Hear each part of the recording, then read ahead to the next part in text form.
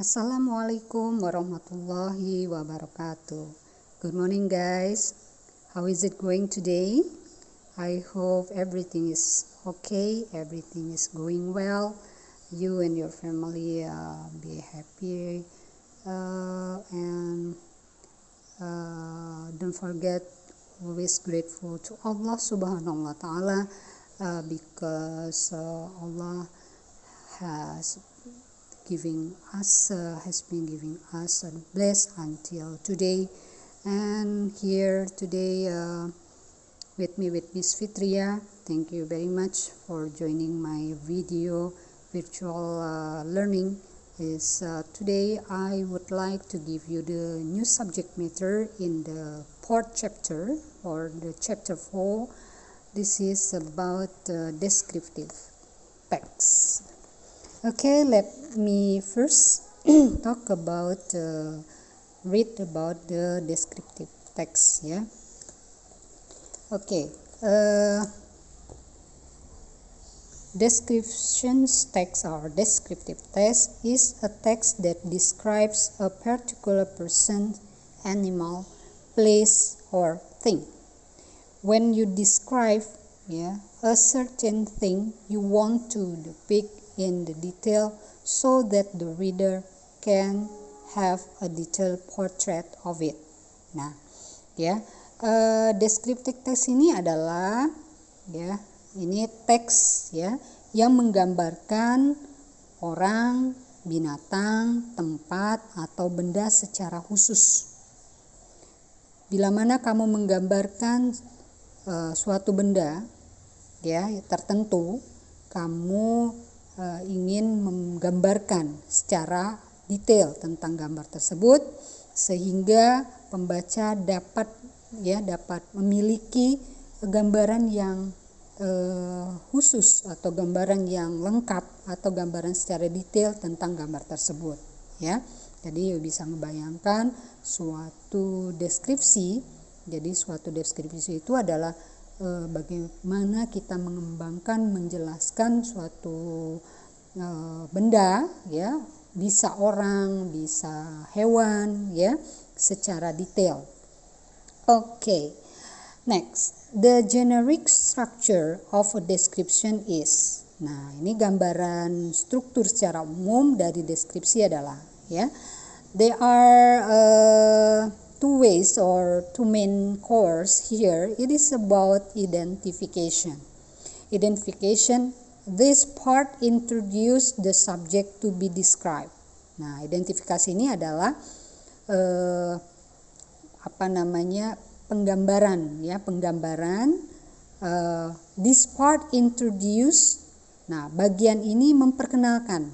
Jadi awalnya dari suatu paragraf itu dia memperkenalkan dulu apa yang ingin kita deskripsikan. Jadi pengenalannya ini belum secara detail tapi masih berupa garis besar. Oke, ini selanjut dulu. Description. This part shows the detailed descriptions of the subject. It may include information about the appearance or qualities to the subject, such as shapes, materials, sizes, feelings, quantities, colors, qualities, location, and taste. Setelah mengidentifikasi secara memperkenalkan di awal di paragraf pertama, kemudian the next step is about description. Nah, di bagian ini menunjukkan deskripsi secara detail dari subjek atau benda atau orang yang kita ingin paparkan, yang ingin kita jelaskan. Hal ini mencakup informasi tentang appearance yang kita bisa lihat secara tampilan, misalnya secara fisik, appearance, muncul appear itu. Nah, jadi appearance itu yang terlihat, or qualities of the subject. Nah, kualitas dari subjek, misalnya suatu benda misalnya. Misalnya kita ingin menggambarkan sebuah gelas. Nah, gelas itu adalah suatu apa sih kualitas dari suatu gelas? Misalnya dia terbuat dari bahan keramik ya, atau bahan porselen dan sebagainya. Kemudian, nah seperti bentuk ya, kualitas itu bisa sebagai bentuk. Kemudian materialnya dari apa? Size, ukurannya besar, kecil, sedang, kemudian berapa senti ya, dan sebagainya. Feelings, apa yang kita bisa rasakan ya. Quantities, jumlahnya berapa, ada berapa banyak. Colors ya, warna. Kemudian qualities yang tadi, location, letaknya di mana, and taste ya, dan apa yang kita dapat rasakan atau selera bisa juga. A description usually. Nah, description ini it is according to the linguistic feature, dari segi kebahasanya, uses simple present tense. Nah, biasanya menggunakan bentuk present tense. Kedua, makes use of adjective and adverb, menggunakan bentuk adjective dan adverb.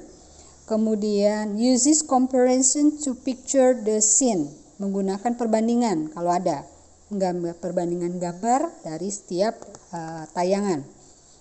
Employs the reader's five senses, jadi melibatkan 5 indera pembaca. How something feel, bagaimana sesuatu itu bisa dirasakan, kemudian dicium ya, dari indera penciuman, indera penglihatan, indera pendengaran, dan juga rasa ya. Nah, ini gambaran tentang description. Nah, kalau kita ingin menggambarkan contoh misalnya dalam identifikasi, maybe you want to describe our misalnya tourism attractions ya, contohnya objek wisata Sunyaragi Cave. Nah, Sunyaragi Cave here, this is the subject you want to describe ya, salah satu contoh. Jadi ini benda ya, jadi deskripsi yang kita ambil adalah thing ya, this is thing, not person or animal. And then in the identification, the first part the first paragraph you want to introduce. For example, where is the locations of the Sunyaragi Cave, and then how many misalnya how long we can get the destinations ya, berapa lama kita akan bisa menempuh dari pusat kota ke Sunyaragi. And then you can describe here Sunyaragi. This is a place where the last people in the kingdom, for example here, pray, and then you know that Sunyaragi, Sunya itu sunyi, ragi adalah raga. Jadi menyepikan raga, jadi bertapa di situ. And then how many, maybe here there are several or some statues ya. Statues itu adalah patung. Nah, kita bisa menyebutkan di situ quantities ya. This is just an outline first. You should show in the identification. And then when you want to develop your first identification, so here this is your time you develop the first paragraph into the detail one. Nah, ketika identifikasi itu secara gambarannya adalah tadi itu tempatnya, lokasinya ya, ada apa saja di sana. Nah, kemudian di bagian deskripsi ini yang di sini kita ingin menggambarkan secara lebih spesifik ya. Kemudian lebih lebih detail ya penggambaran deskripsinya. We want to prove the description here use simple present tense. You may open on page 66 ya. Oke, in the text 1 kita ingin mencari ya, membuktikan that descriptive text use simple present tense ya. Oke. Let me read Raja Ampat Islands. Raja Ampat Islands are an archipelago that comprises 4 major island. Nah, di sini kita menemukan kata are ya. Menemukan are di sini adalah bentuk present. Nah, that comprises juga adalah bentuk present.